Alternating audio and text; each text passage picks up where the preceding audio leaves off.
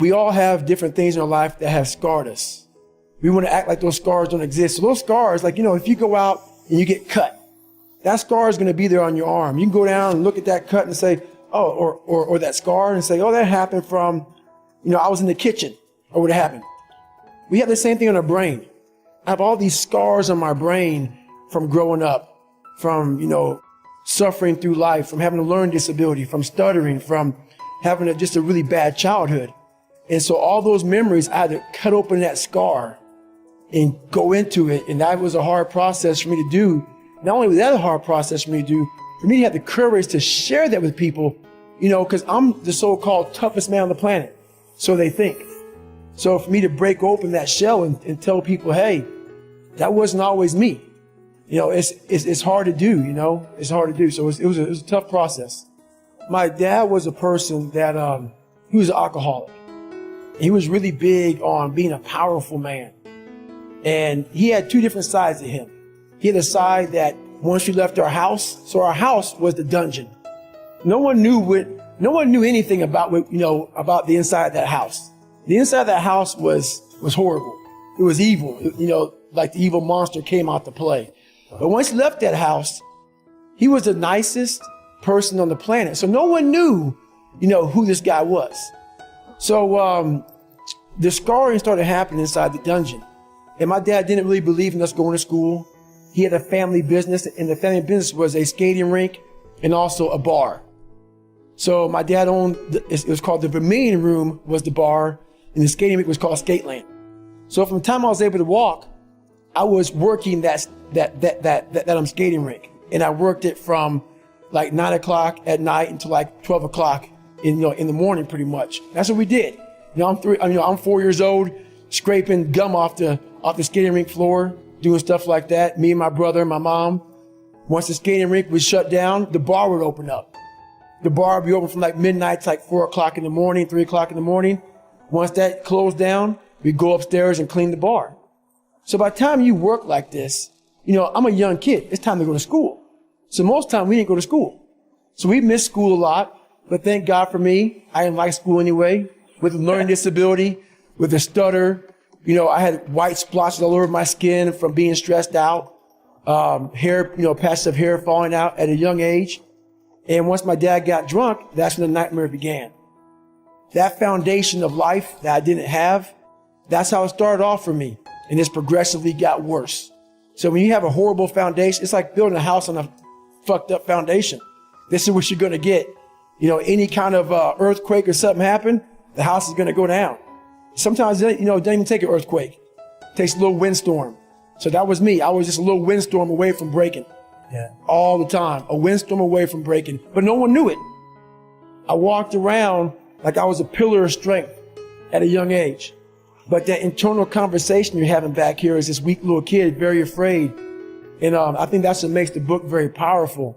Because I take you there. Yes. I take you to that spot of, I'm superhuman now, so you think.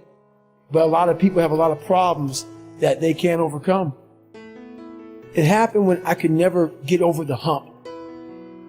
I kept on feeling like I was getting over the hump. And then one little windstorm, small little windstorm would come by and push me back to scratch. It's like, why? Why am I not, I'm learning how to read now. I was a junior in high school and couldn't read that well, a fourth grade reading level.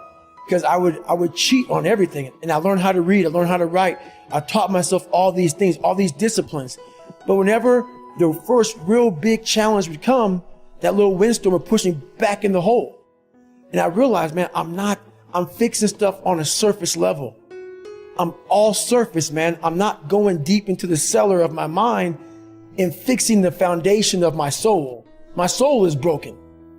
But I knew I could fix it, but I was afraid to go back. I was afraid to face the demons of my life, because you start lying. You want anybody knowing this shit about you. So you start lying about who you're not and start creating a person about who you want to be, but it's not who you are. So that's when I started realizing, man, I'm never going to get over the hurdle. I'm always going to live on a surface level until I go deep, deep into the sewer of my mind to figure out and face all of these different demons. That's hard. It's hard. We all like social media. We all like everybody to see us for who we want to be. That's why we post beautiful things about us. That's not going to fix you. So I realized that, and that's when I started going back. So I was about 24 years old, and I went from 175 to almost 300 pounds. And that's when I sat down on my couch and realized we got to go back. And it started with me going back to my father. So we left when I was 8 years old. We went to a small town in Brazil, Indiana. There was about 5 to 10 black families in a town of 8,000 to 10,000 people. So when you come from a messed up foundation like I did in Buffalo, New York, and now I have that messed up foundation, and now I'm here being the only black person. I call it the only in my book, being the only black person. My mom's working 3 jobs. We're living in a $7 a month place. She's never at home. So it's not like I had some mentors coming in to help me. You know, they were trying to put me in these different group places for like having some shrink talk to me and these 8, 9 kids, and one kid setting his house on fire, another kid's peeing in the trash can, another kid had a helmet on, banging his head up against the wall. And I'm looking at this at 8 years old. You know, and I'm going to get back to your question that you asked me, but these are the things I had to go back and relive. You know, I'm 24 years old now, and I have to go back to all these things that no one knew about me in this group place where I'm in this place where these people are crazy and they think I'm crazy. And I'm looking at them thinking, I'm not crazy. You just don't know where I come from. I came from a place that truly damaged my mind, damaged my soul. And now I have to go back on my own to face this shit. So, you know, at 24 years old, I sat there a lot of times. It was like one day I woke up and said, I got to face this. This haunting fucking voice in my head kept on saying, man, we got to go back. The only way we can go forward is to go all the way back. And that's very scary to do for everybody. Yeah. But the only way you're going to fix yourself is to go all the way back to the beginning, to your childhood, because that's where everything starts. And so this is the world that you're in. You're somewhere, because you have to be somewhere. Now, you might not know where that is, which means that the somewhere that you are is chaotic, in which case you need to go over your past in great detail and figure out where you are. It's like you're lost, right? You're lost, and the problem with being lost is when you're lost, you don't know where to go, and the problem with not knowing where to go is there's a million places that you could go, and a million places is too many places for you to go. So being lost is not good. So you need to know where you are. What should move forward in time with me, and what should be let go as if it's dead wood? And the more dead wood that you let go of and burn off when you have the opportunity, the less it accretes around you. It's also a lot easier to let go of something when you're deciding to let go of it, because you've decided yourself that you're done with that. It's a weak part of you. It needs to disappear. You do that yourself, it's much better and much easier than it is if it's taken away from you forcibly, in which case you're very much likely to fight it. Let's say you're miserable and unhappy. Okay, here's a cure.